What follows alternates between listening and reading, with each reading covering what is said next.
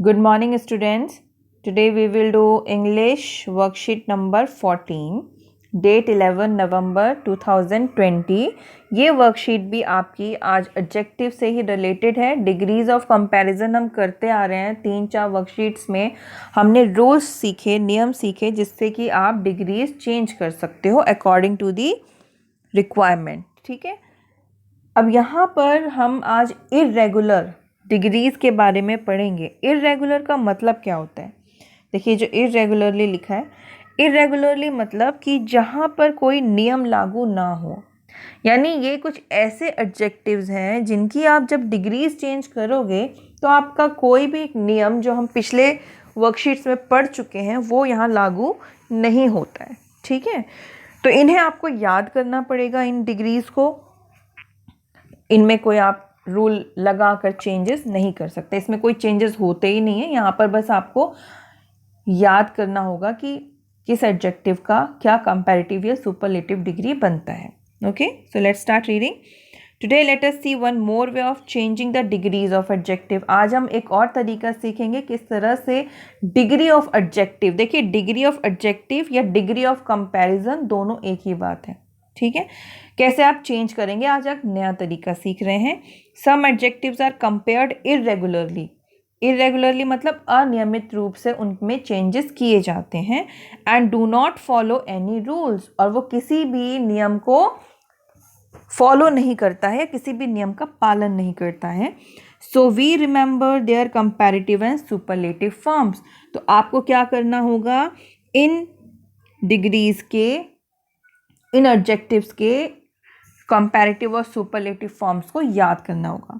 अब यहाँ आप देखेंगे कि एक चार्ट दिया हुआ है. ठीक है. ये चार्ट जो है, इसमें हमने इसमें ये एडजेक्टिव्स हैं, इरेगुलर डिग्रीज होंगी इनकी. ओके. देखिए, गुड, अच्छा, बेटर, बेस्ट. अगर आप गुड का कंपैरेटिव डिग्री बना रहे हैं तो बेटर लिखेंगे, सुपरलेटिव बना रहे हैं तो बेस्ट लिखेंगे. सिमिलरली वेल, गुड और वेल का मीनिंग अच्छा होता है, तो इसका भी बेटर और बेस्ट हो गया, दोनों का सेम है. बैड मतलब बुरा, वर्स, वर्स्ट. ठीक है. इल का मतलब भी बुरा, वर्स एंड वर्स्ट. यहाँ पर इल जो है वो एडजेक्टिव की तरह है. इल नाउन की तरह भी यूज़ होता है, जैसे कि आई एम इल, मैं बीमार हूँ, माई फादर इज इल. इस तरीके से जब आप इल जो है ये नाउन भी है और ये यहाँ पर एडजेक्टिव की तरह भी काम कर रहा है. क्योंकि एडजेक्टिव है तो हम इसे डिग्रीज में चेंज कर लेंगे, लेकिन नाउन में कोई चेंज नहीं होता है. लिटिल थोड़ा, लेस, लीस्ट. ठीक है. यहाँ पे देखिए, फार, फार मतलब डिस्टेंस. फार यहाँ पर आप दो जगह देख रहे हो, एक में लिखा है डिस्टेंस, दूसरे में लिखा है एक्सटेंट. डिस्टेंस का मतलब है दूरी. यानी मान लीजिए आपका स्कूल कितना दूर है घर से, तो वो दूरी की बात हो गई.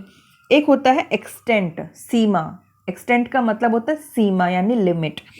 अगर सेंटेंस में फार को डिस्टेंस के लिए यूज़ किया गया है, किसी दूरी बताने के लिए फार का इस्तेमाल हुआ है, तो फारदर या फारदेस्ट लिखेंगे.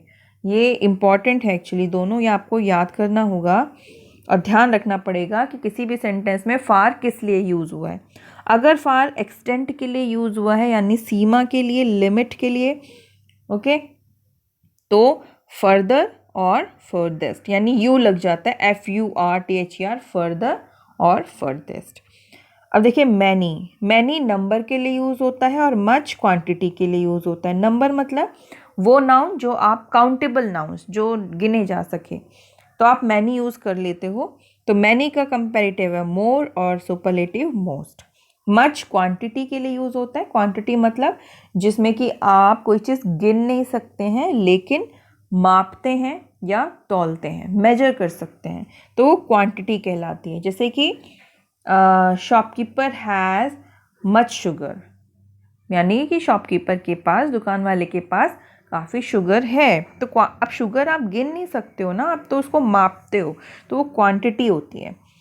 सो मच का भी आप देखिए मोर और मोस्ट है, यानी कि इन दोनों की ही कंपैरेटिव और सुपरलेटिव डिग्री सेम है. अब देखिए, लेट, लेटर और लेटेस्ट. ठीक है. तो लेट मतलब लेट होना, देर से. तो लेटर और लेटेस्ट, या फिर आप लास्ट इसका सुपरलेटिव बना सकते हो। इस तरह के और भी एडजेक्टिव्स होते हैं, तो उनकी अगर इर्रेगुलर फॉर्म्स हैं तो आपको वो याद करना पड़ेगा। आगे एक्सरसाइज दी है, बहुत ही इंटरेस्टिंग है। यहाँ पर ऑप्शंस दे दिए हैं आपको, ये ऑप्शंस हैं, ये आपको फिल करने हैं। इनमें देखेंगे, ये देखिए तीनों डिग्रीज यहाँ दी हुई हैं, जो भी इसमें सही होगा फिलअप में वो हम भरेंगे। पहला सेंटेंस है, बी क्या कहता है option, now let us practice these by filling in the blanks below. यहाँ पर आप फिलअप करेंगे, भरेंगे, ऑप्शंस दे रखे हैं।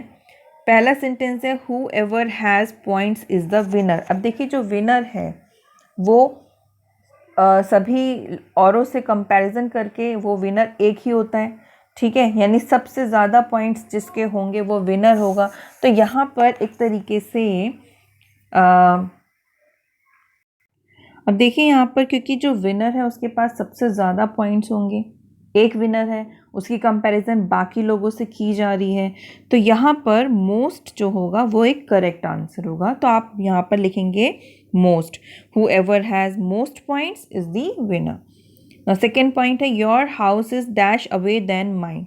मैंने आपको पिछली वर्कशीट में बताया था कि जिस भी सेंटेंस में दैन आ जाता है तो वहाँ दो लोगों की कंपैरिजन हो रही है, ओके तो यानी वहाँ कंपैरेटिव डिग्री यूज़ होती है। तो योर हाउस इज़ फार्दर, ठीक है, तो पहले में तो आपका हो गया मोस्ट, फिर सेकेंड में आ जाएगा farther.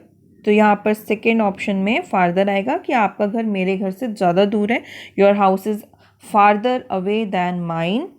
Now third, Vishakha is the dancer in the class. जब भी आप सुपरलेटिव डिग्री यूज़ करते हो तो उससे ठीक पहले द लगा होता है, तो इस सेंटेंस में इन्होंने द हमें दिया हुआ है, इसका मतलब यहाँ बेस्ट यूज़ होगा, बेस्ट ऑप्शन सही है। और क्योंकि विशाखा की कंपैरिजन पूरी क्लास से की जा रही है, यानी ये दो से ज़्यादा लोगों की कंपैरिजन हो रही है, एक व्यक्ति की, विशाखा की कंपैरिजन बाकी क्लास के बच्चों से की जा रही है और वो बेस्ट डांसर है, तो यहाँ पर सुपरलेटिव डिग्री हो गई। Fourth, you should sleep than you sleep these days. तो यहाँ पर दैन वर्ड आ गया है तो आप मोर का यूज़ करेंगे कि तुम्हें ज़्यादा सोना चाहिए, because you sleep these days, तुम बहुत ज़्यादा इन दिनों सोते हो।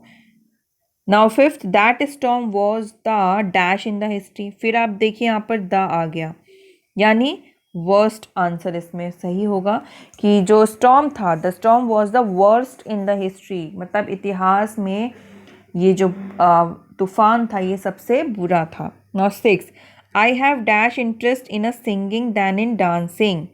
अब यहाँ फिर से आप देखिए सेंटेंस में दैन आ गया, ठीक है, तो आई हैव लेस इंटरेस्ट, मतलब कि मेरा सिंगिंग में कम इंटरेस्ट है डांसिंग के मुकाबले। तो यहाँ पे सिंगिंग और डांसिंग के बीच में कंपैरिजन कर रहा है, वो अपने इंटरेस्ट बता रहा है, तो यहाँ पर लेस सही ऑप्शन है, ठीक है, क्योंकि यहाँ दैन लग गया।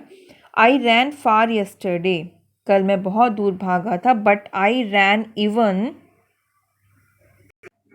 तो आई रैन फार यस्टरडे, मैं कल कुछ दूर भागा था, but I ran even today. अब आप देखेंगे यहाँ पे पहले तो इसने यस्टरडे की बात की, फिर आप टुडे की बात कर रहे हैं, यानी 2 दिन, तो 2 दिन की कंपैरिजन है। तो हालांकि यहाँ पर दैन नहीं दिया, लेकिन आप अंदाज़ा लगा सकते हो कि यहाँ 2 दिनों की कंपैरिजन की जा रही है, तो कंपैरेटिव डिग्री यूज़ होगी, तो यहाँ पर फार्दर आ गया। अब आप देखिए यहाँ पर ये वाला जो फार था ये डिस्टेंस शो कर रहा था, ठीक है, इस सेंटेंस में, और यहाँ पर ये एक्सटेंट शो कर रहा है, यानी सीमा, ठीक है।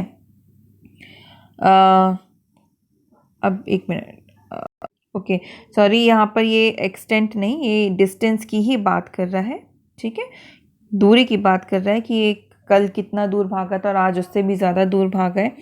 एनीवे यहाँ पर आप फार्दर यूज़ ही करेंगे। नाउ नेक्स्ट है 8th, this is the dash expensive sweater in the shop. फिर आप देखिए यहाँ पर द लगा हुआ है, तो यहाँ पर द के साथ लीस्ट वर्ड आएगा, सुपरलेटिव डिग्री लगेगी, ओके। अच्छा बेटा, इन तीनों में से ये पॉजिटिव होती है, ये कंपैरेटिव, और ला पीछे वाली सुपरलेटिव होती है, तो आप कन्फ्यूजन मत क्रिएट करना। नाउ प्रिवेंशन इज़, यहाँ तो आपका आ गया this is the least expensive. Least expensive मतलब बहुत कम महंगा स्वेटर है पूरी शॉप में। Prevention is better than cure. आप ये सुनते भी आ रहे होंगे कि जो प्रिवेंशन होती है वो इलाज से ज़्यादा ज़रूरी सही होता है। तो prevention is better than cure. Now 10th है, we need dash information before making a decision. हमें और भी इंफॉर्मेशन की आवश्यकता होगी किसी भी फैसले को लेने से पहले। तो यहाँ पर आप देखिए फार, फर्दर या फर्देस्ट। अब क्योंकि यहाँ वी नीड डैश इंफॉर्मेशन, सो यहाँ पर डिसीजन लेने से पहले इंफॉर्मेशन की बात कर रहा है कि उनको इंफॉर्मेशन चाहिए। तो यहाँ पर एक्चुअली दो सिचुएशंस हैं एक तरीके से, एक तो है डिसीजन लेना, दूसरा है इंफॉर्मेशन लेना। तो यहाँ पर हम फर्दर यूज़ करेंगे, ठीक है। तो आप यहाँ लिख लेंगे further, we need further information before making a decision. तो ये एक्सरसाइज आपको कॉपी में करनी है। देखिए मैं फिर से रिपीट कर देती हूँ एक बार आंसर्स। फर्स्ट में आएगा आपका मोस्ट, सेकेंड में है फार्दर, थर्ड में आपका है best, you should sleep more than, the storm was the worst in the history, I have least, I have less interest, okay, I ran far yesterday, यहाँ पर आ जाएगा आपका farther, this is the least expensive, यहाँ पर आएगा prevention is better than cure. देखिए यहाँ पर क्योंकि दैन लगा है तो हमने बेटर का यूज़ किया है। और 10th में आपका आएगा फर्दर, ठीक है। तो इस तरीके से ये एक्सरसाइज आपको कॉपी में करनी है। So that's all for today, have a good day, take care.